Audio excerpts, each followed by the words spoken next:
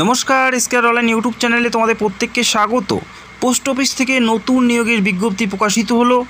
একদম নতুন একটি লেটেস্ট আপডেট প্রকাশিত হলো, যেখানে বর্তমানে আবেদন চলছে। শুধুমাত্র মাধ্যমিক পাস প্রার্থী প্রত্যেকেই তোমরা এখানে অ্যাপ্লাই করতে পারো এবং প্রত্যেকে এলিজিবল, যেখানে কোনো পার্সেন্টেজ অথবা অন্য কোনো যোগ্যতার কথা উল্লেখ করা নেই। শুধুমাত্র মাধ্যমিক পাস প্রার্থী প্রত্যেকে আবেদন করতে পারো। পুরোপুরি সরকারিভাবে নিয়োগ করা হচ্ছে। মেল এবং ফিমেল উভয় তোমরা অ্যাপ্লাই করতে পারো। তো যেখানে আবেদন চলছে 20 সেপ্টেম্বরের মধ্যে তোমাদের অ্যাপ্লাইটি পুরোপুরি সম্পূর্ণ করতে হবে। এই রাজ্যের পাশাপাশি আসাম এবং ত্রিপুরা থেকে প্রত্যেকে অ্যাপ্লাই করতে পারো। তো ভিডিওটি সম্পূর্ণ দেখো, আর অবশ্যই তোমাদের জেলার নাম অবশ্যই কমেন্ট করে জানাবে। এই মুহূর্তে আমরা চলে যাচ্ছি মেন পিডিএফে, মেন নোটিশে আমরা চলে যাচ্ছি। ইন্ডিয়া পোস্ট অফিস ভ্যাকেন্সিস 2025-2025-এর জন্য ইন্ডিয়া পোস্টের একটি গুরুত্বপূর্ণ নিয়োগ। ইন্ডিয়া পোস্টে একটি গুরুত্বপূর্ণ নিয়োগ, যেখানে ভেরিয়াস পোস্টে নিয়োগ করা হচ্ছে মেল এবং ফিমেল। এই রাজ্যের পাশাপাশি যারা আসাম এবং ত্রিপুরা থেকে ভিডিও দেখছো, তোমরাও কিন্তু এখানে অ্যাপ্লাই করতে পারো। আর অবশ্যই তোমাদের লোকাল ল্যাঙ্গুয়েজ জানতে হবে, যেহেতু এটা জোন ওয়াইজ নিয়োগ করা হচ্ছে, সেক্ষেত্রে অবশ্যই তোমাদের লোকাল ল্যাঙ্গুয়েজ জানতে হচ্ছে। তো ভিডিওটি দেখতে থাকো, আর অবশ্যই তোমাদের জেলার নাম কমেন্ট করবে। আরও একটা কথা জানাচ্ছি, এখানে তোমাদের অফলাইনের মাধ্যমে অ্যাপ্লাই করতে হবে, এবং অফলাইনের মাধ্যমে যেহেতু অ্যাপ্লাই করতে হবে, সেক্ষেত্রে ফর্মটি কোথায় পাবে এবং কি করে ফিল করবে সেটা আমি তোমাদের জানাবো।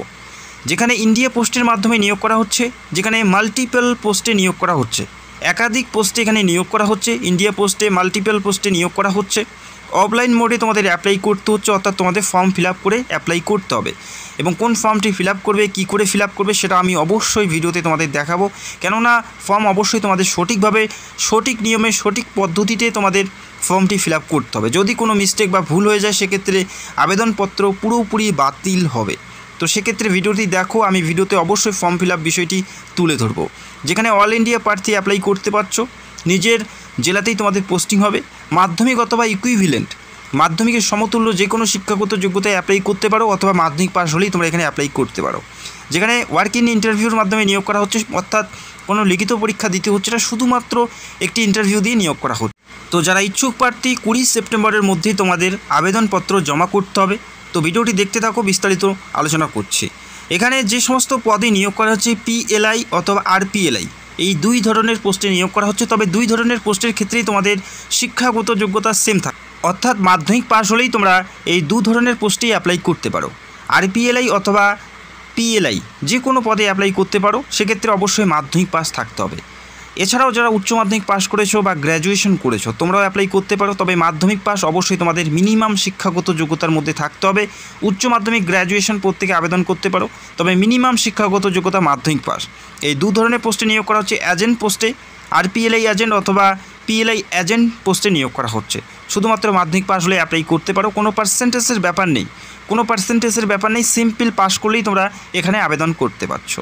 এরপরে তোমাদের জানাচ্ছি বয়স কত থাকতে হবে, এজ লিমিট। এখানে দেখো, যেটা তোমাদের ন্যূনতম বয়স 18 তোমাদের থাকতে হবে অ্যাপ্লাই করার জন্য বয়স, এবং সর্বাধিক বয়স 50-এর মধ্যে। তো আশা করি বয়স নিয়ে কারো কোনো সমস্যা হওয়ার কথা নয়। এসসি, এসটি, ওবিসি, জেনারেল প্রত্যেকেরই ক্ষেত্রে বয়স 18 থেকে 50-এর মধ্যে থাকতে হচ্ছে। বোঝা গেল। এরপরে তোমাদের জানাচ্ছি অ্যাপ্লিকেশন ফি, অর্থাৎ অ্যাপ্লাই করার জন্য কত ফি তোমাদের জমা করতে হচ্ছে। এখানে জেনারেল হোক বা ওবিসি হোক, ইডাব্লিউএস হোক, এসসি, এসটি হোক, কারোই কিন্তু কোনো ধরনের অ্যাপ্লিকেশন ফি নেওয়া হচ্ছে না। একদম বিনামূল্যে এখানে অ্যাপ্লাই করতে পারো। কোনো ধরনের অ্যাপ্লিকেশন ফি তোমাদের জমা করতে হচ্ছে না, সেটা এসসি, এসটি হোক বা সেটা জেনারেল হোক, কোনো ধরনের অ্যাপ্লিকেশন ফি তোমাদের জমা করতে হচ্ছে না। একদম বিনামূল্যেই তোমরা এখানে অ্যাপ্লাই করতে পারো। এরপরে তোমাদের ইম্পর্টেন্ট ডেটগুলো দেখিয়ে দিচ্ছি, তো অবশ্যই ভালো করে দেখে নেবে। এখানে বিভিন্ন স্লটে নিয়োগ করা হচ্ছে।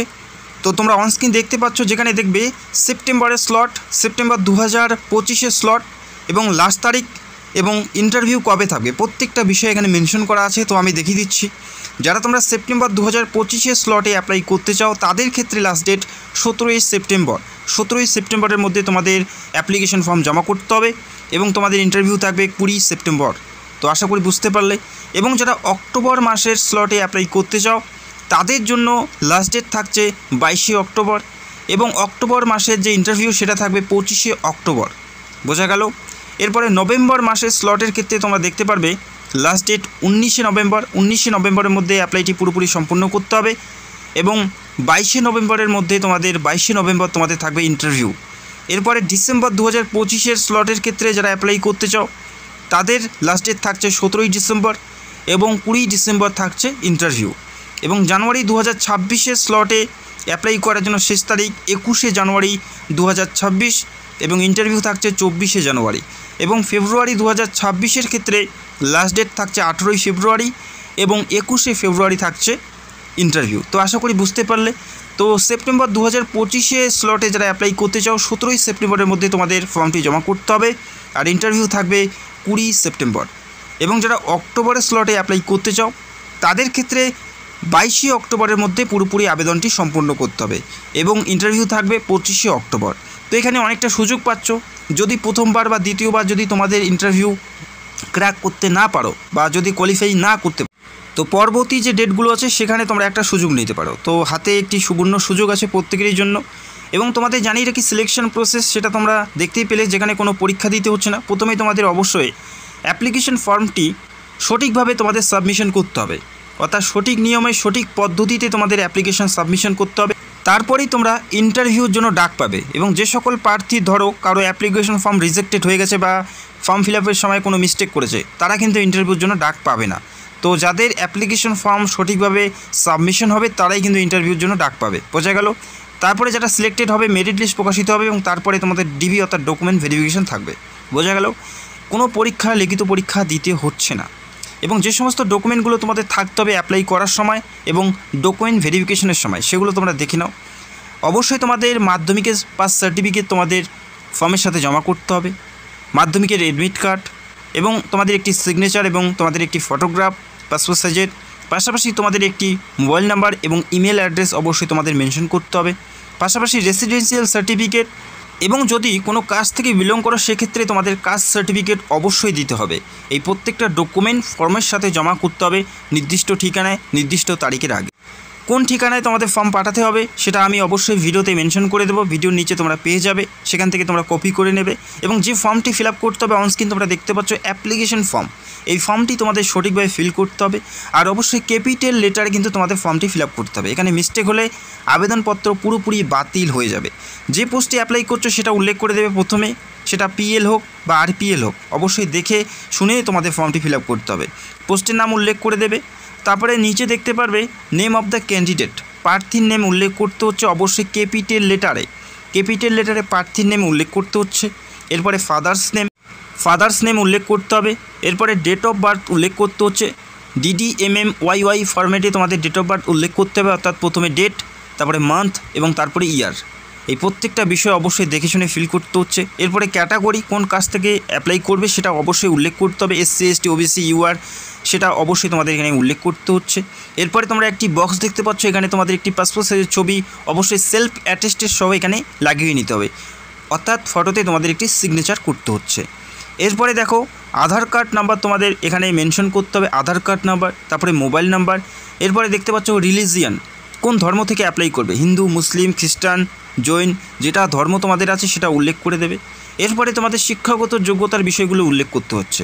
মাধ্যমিক পাশে যারা অ্যাপ্লাই করবে সেক্ষেত্রে মাধ্যমিকের বোর্ডের নাম উল্লেখ করতে হচ্ছে, কোন সাবজেক্ট নিয়ে মাধ্যমিক পাস করেছো এবং কত সালে পাস করেছো, কত নাম্বার এবং কত পার্সেন্টেজ সেটা উল্লেখ করতে হবে মাধ্যমিক পাশে যারা অ্যাপ্লাই করবে তাদের ক্ষেত্রে।